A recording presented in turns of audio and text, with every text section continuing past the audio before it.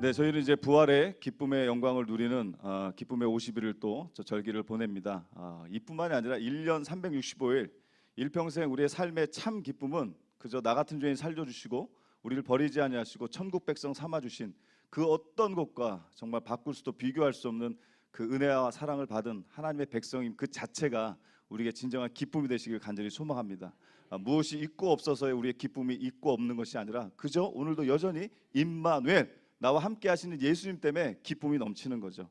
근데 이게 참 저도 말처럼 쉽지는 않지만요. 막 어떤 일 때문에 스트레스 받고 하다가 그래 예수님 계시지 하고 빵긋 웃는 거예요. 안 되면 이 체브람 아저씨처럼 그냥 이렇게 웃어버리시던지. 우리의 기쁨은 그저 예수님인 줄로 믿습니다. 사망 권세와 싸우시고 십자가에서 죽음이 죽음으로 끝난 것이 아니라 그 죽음이 생명으로 부활하신 그 부활의 주님.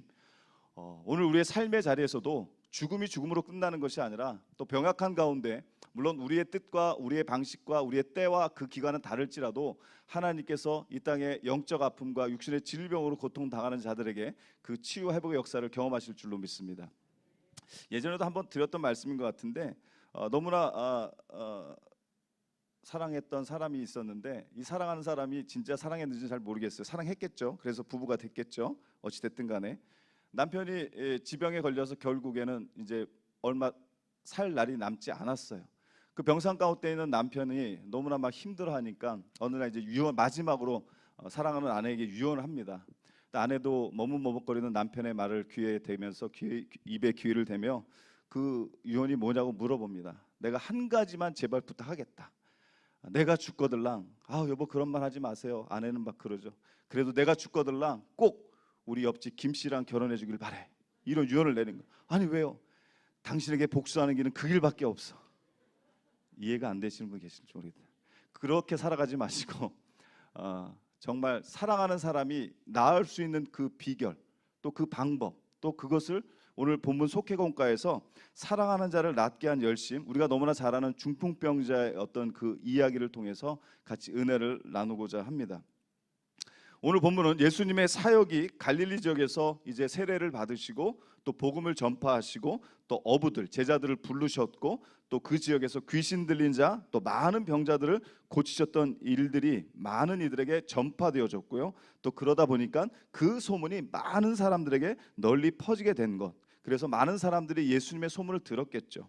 수일이 지난 후에 가버나움에 일어난 일을 다룬 것이 오늘 본문의 말씀입니다. 그래서 오늘 본문 2장 1절에 보면 수일 후에 워낙 사람들에게 알려져서 예수님이 세상 말로 지금 인기가 아주 폭발하신 거예요. 어디를 가도 예수님 만나라고 사람들이 막 엄청나게 모여드는 뭐 그런 상황이다 보니까 잠잠해지길 기다리시면서 수일 후에 예수님이 나타나시는 겁니다.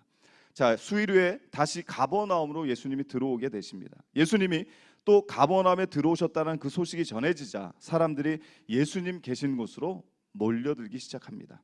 이때 본문의 주요 인물이었던 중풍병자와 그의 네 사람, 그 친구들이 등장합니다.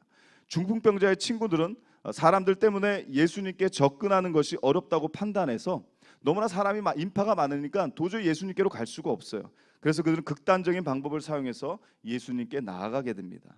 집의 지붕을 뚫어서 중풍병자를 달아내린 것입니다. 예수님께서는 그들의 믿음을 보시고 죄사함을 선포하십니다. 여기서 중요한 것, 신체적 치료 이전에 죄사함의 중요성을 예수님은 말씀해 주신 겁니다. 또한 중풍병자들의 그 친구의 열정이 기적을 만들었습니다. 많은 사람들이 모여 있어서 예수님께 가는 것이 어려웠지만 그것을 이유로 핑계로 삼지 않고 장애물을 통과하자 병든 몸과 마음이 치유되었다는 겁니다.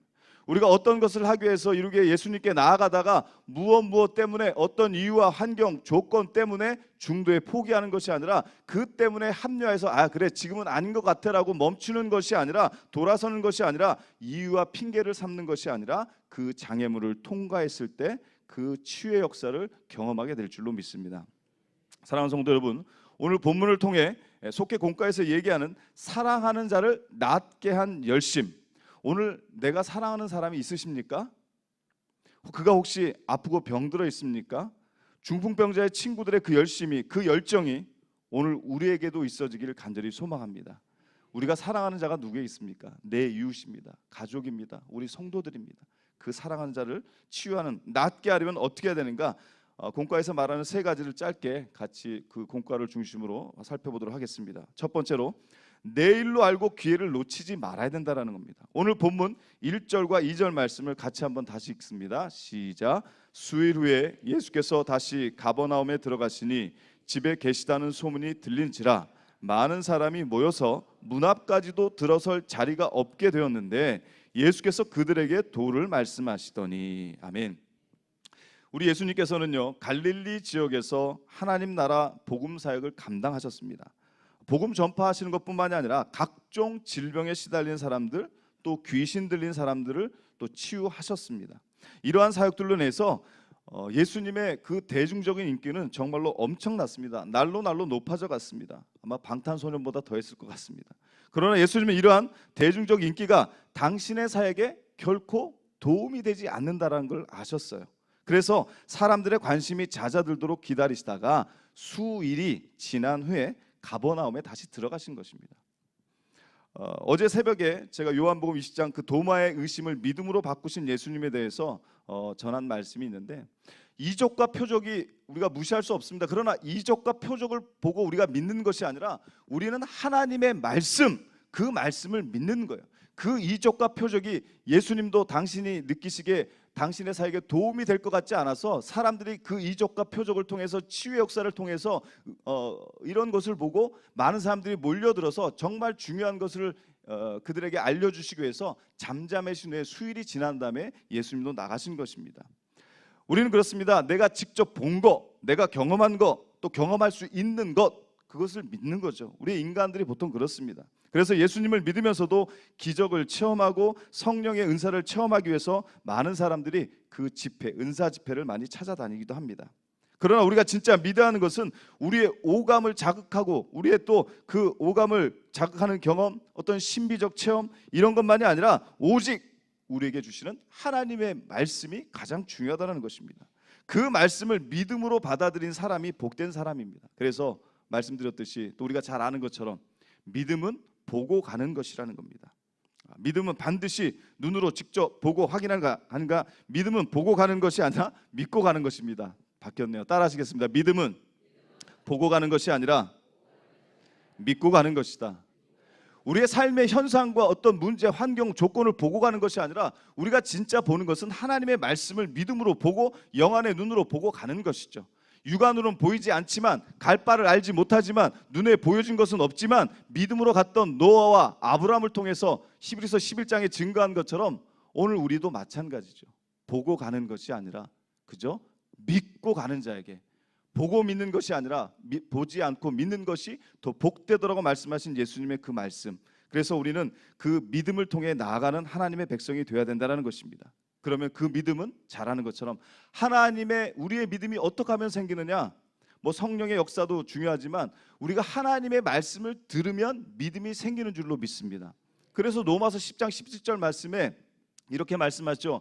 믿음은 들음에서 나고 들음은 모르시나요? 시험 봐야 되겠네. 그리스도의 말씀으로 말미암느니라.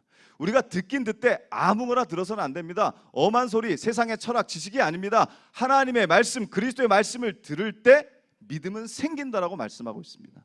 오늘도 하나님의 말씀을 듣는 이 자리가 우리 성도님들의 믿음이 그리스도의 장성한 분량에 이르는 축복의 시간이 될 줄로 믿습니다. 코로나19로 인해서 우리의 일상과 예배의 모든 것이 바뀌었다 할지라도 코로나가 이후, 코로나 때문에 그 나옴이 주께로 가는 것이 멈추는 것이 아니라, 물론 주님은, 하나님은 교회라는 건물에만 계신 것이 아니라 코로나 때문에 어떤 환경과 조건 때문에 거기서 멈추고 돌아서는 것이 아니라 그 장애물을 통과하면, 믿음으로 나아가면 치유와 역사 회복이 우리에게 임할 줄로 믿습니다. 사랑하는 성도 여러분, 이적과 표적이 중요한 것이 아닙니다. 바로 하나님의 말씀이 가장 중요한 것입니다. 요한복음 20장 30절로 31절 말씀을 같이 한번 읽겠습니다. 시작. 예수께서 제자들 앞에서 이 책에 기록되지 않은 다른 표적도 많이 행하셨으나 오직 이것을 기록함은 너희로 예수께서 하나님의 아들 그리스도이심을 믿게 하려 하며 또 너희로 믿고 그 이름을 힘입어 생명을 얻게 하려 함이니라. 아멘. 이적과 표적을 통한 믿음이 아니라는 것입니다. 이적과 표적을 보고 믿기는 하겠지만 그것이 아니라 무엇이라고요? 바로 하나님의 말씀. 예수님도 이 성경 말씀, 요한복음뿐만이 아니라 이 말씀을 기록하는 것을 말씀합니다. 이 책에 기록되지 아니한 다른 많은 표적도 많이 행하셨어요. 그 많은 표적들을 다 일일이 기록하지 않으셨어요. 왜? 그 표적이 중요한 게 아니라는 것입니다. 그 이적 못 봐도 됩니다. 표적 경험 안 해도 돼요. 제일 중요한 거, 그 이적과 표적은 보는데 하나님의 말씀을 보지 않고 하나님의 말씀을 믿지 않으면 안 된다라는 것입니다. 그 말씀을 왜 주시냐? 성경은 말합니다. 우리에게 두 가지 따라하십니다. 생명을 얻게 하시려고, 믿게 하시려고. 이 말씀을 통해 우리가 믿어지는 거죠. 표적과 이적을 통해 믿을 수 있지만 표적과 이적이 안 보이면 믿을 수 없는 것입니까? 그게 아니라는 거죠. 이적과 표적이 없어도 오늘도 여전히 살아계신 하나님의 말씀, 능력의 말씀, 이 생명의 말씀을 보고 듣고 하면 우리에게 믿게 하게 하시려고, 또 생명, 영원한 생명을 얻게 하시려고 이 말씀을 기록하신 것처럼 그 말씀이 우리의 삶의 중심이 되시길 간절히 소망합니다. 자, 예수님이 다시 돌아오셨다는 소식이 전해지자 예수님이 계신 집에 모여든 사람들로 인해서 인산인해를 이루게 됩니다. 심지어 말씀해 드렸듯이 문 앞까지 사람들이 꽉 차서 많아서 도저히 주님께로 갈 수가 없었습니다. 수일 전에 갈릴리에서 행하신 그 사역의 파장이 어느 정도였는지를 느낄 수 있는 광경입니다. 이처럼 중풍병자를 예수님께 데리고 갔던 이 네 사람의 친구, 그들이 뭐 정확히 친구인지 가족인지는 분명하지 않지만 그러나 평소에 이 중풍병자와 친분이 두터운 사이였을 것입니다. 그랬기에 병을 고쳐주신다는 예수님의 소문을 그들이 듣고 예수님께 힘들지만 그들이 메고 그 침상을 들고 그 중풍병자 그 사람을 주님께로 어려움이 있었지만 장애물이 놓여있지만 간 것입니다. 예수님 앞까지 가는 것이 쉽지 않았지만 기회를 놓칠 수가 없었습니다. 그 기회를 놓치지 마시기 바랍니다. 사랑의 시작은 언제나 내 이웃의 일을 내 일로 삼는 것입니다. 쉽진 않지만 이들이 자신들이 아픈 게 아니에요. 그 중풍병자 아팠지만 이 네 명의 사람이 그 아픔을 내 아픔처럼 내 일로 생각하고 그 주님께로, 장애물이 있었지만 사람들이 많아서 갈 수 없었지만 그 장애물을 뚫고서라도 그 사람을 고쳐주고 예수님이 고쳐줄 거라는 그 마음, 내 일처럼 내 아픔처럼 느끼며 주님께로 갔던 것처럼 오늘 사랑하는 자를 낫게 하려면 내 일로 알고 기회를 놓치지 말기를 간절히 소망합니다. 지금으로부터 한 47년 전에 내 이웃의 일을 내 일로 삼은 분이 있었습니다. 그분의 사랑으로 한 가정에 30대 중반 가정이 주님을 만나고 또 병이 치유되는 역사를 경험하게 되었습니다. 죄송하지만 저희 집안 얘기입니다. 저희 아버님 얘기죠. 전에도 한번 말씀드렸는데 저희 아버님도 풍을 마셨어요. 중풍이죠. 30대 중반 젊은 아이 아빠가 반신불구가 됐어요. 뭐 십중족 합병증이 왔다고 합니다. 뭐 그때 병원에서는 의술이 고칠 수 없었고 지금처럼 뭐 물리치료 뭐 약이 있었겠습니까? 그래서 무당도 부르셔서 구셌다는 얘기도 들으셨어요. 전혀 뭐 도움이 안 되셨겠죠. 전혀 방법이 없었어요. 그리고 포기하고 있었는데 그래서 제가 그때 그 시절에 4, 5살 때인데 제 여동생이 태어나서 한 2살 정도 애기죠. 그래서 제가 아마 해남에 저희 외갓집에 어려서 그래서 한 몇 개월 수개월 동안 가 있던, 그래서 갔던 게 나중에 알았습니다. 옆집에 사는 교회 다니는 아주머니께서, 주인 아주머니께서 젊은 애 아빠가 너무 불쌍했는지 교회에 가서 기도 좀 해보라고 그런 얘기를 하셨나 봐요. 그러니까 한 귀로 듣고 흘리셨으면 어떻게 됐을까요? 근데요, 그거라도 지푸라기라도 짚고 싶은 심정에 저희 어머니가 저희 아버님을 모시고 교회를 가신 거예요. 새벽 기도를요. 그건 뭐 사람이 한 것 같지는 않아요. 그러니까 그 옆집 아주머니가 그 젊은 애 아빠가 너무 불쌍했는지 내일처럼 느끼셨던 것 같아요. 오늘 우리도 그런 마음이 있어지길 간절히 소망합니다. 그래서요, 뭐 정확한지는 않지만 한 5, 6개월 가까이 다니시다가 기적처럼 나셨어요. 그러다 몇 년 전에 아버님이 또 쓰러지셔서 또 CT장 했더니 예전에 그 풍 맞은 그것이 사진에 나와 있더라고요. 그래서 하나님이 고쳐주신 거죠. 그러니까 그 아픈 자를 내일처럼, 뭐 그 시절에는 뭐 그런 치유 역사가 뭐 많았다고 합니다만 어찌 됐든 간에 그 옆집 주인 아주머니께서 그것을, 그 말씀을 안 해주셨으면, 그 관심과 사랑을 안 보여줬으면 과연 어떻게 됐을까? 뭐 그건 잘 모르겠어요. 그러나 그러한 일을 통해서 하나님은 반드시 역사하십니다. 어렵지만 내 이웃의 아픔을 내일처럼 여기시고 그 기회를 놓치지 않으면 이런 역사가 임할 줄로 믿습니다. 두 번째로 장애물을 뚫고 나아가야 된다. 자, 당시 팔레스타인 가옥은 주로 평지붕이었어요. 가옥 자체가. 그 지붕 위로 올라가는 계단도 있었다고 합니다. 지붕은 흙과 집 또 나무 등을 섞어서 만들었기 때문에 지붕을 뚫는 것, 지금이야 뭐 콘크리트로 벽돌로 뭐 이렇게 하지만 그때 당시 지붕은 뚫는 것이 그렇게 어렵지 않았을 것입니다. 자, 그럼에도 불구하고 지붕을 뜯어내는 것은 결코 쉽지 않았습니다. 이러한 어려움을 기꺼이 감내하며 장애물을 뚫고 나아간 것은 중풍병자를 우리 예수님께 보여드리고, 예수님께 보여드리면 예수님이 반드시 치유하실 수 있다라는 그 믿음, 그 의지, 그 열정이 있었다라는 것입니다. 우리 3절과 4절 말씀 같이 한번 읽겠습니다. 3절 4절 시작. 무리 때문에 예수께 데려갈 수 없으므로 3절 시작. 사람들이 한 중풍병자를 네 사람에게 메워 가지고 예수께로 올세 무리 때문에 예수께 데려갈 수 없으므로 그 계신 곳에 지붕을 뜯어 구멍을 내고 중풍병자가 누운 상을 달아내리니. 아멘. 자, 중풍병자를 메고 예수님이 계신 집까지 왔습니다. 하지만 상황이 예상보다 더 어려웠습니다. 문 앞까지 사람들로 가득 차 있기 때문에 안으로 도저히 사람들을 해치고 들어갈 수가 없었습니다. 그러나 그들은 포기하지 않았습니다. 그 장애물 때문에, 무엇 때문에, 무리 때문에 데려갈 수 없으므로 포기하지 않고 오히려 최선의 방법을 통해서 그들은 예수님을 꼭 만나야 되기 때문에, 사랑하는 성도 여러분, 우리도 오늘 나도 예수님을 반드시 만나야 합니다. 어떠한 상황 때문에, 어떠한 이유 때문에, 장애물 때문에, 코로나 때문에, 영적 어려움 때문에 주님을 만나지 못하고 포기하지 않길 간절히 소망합니다.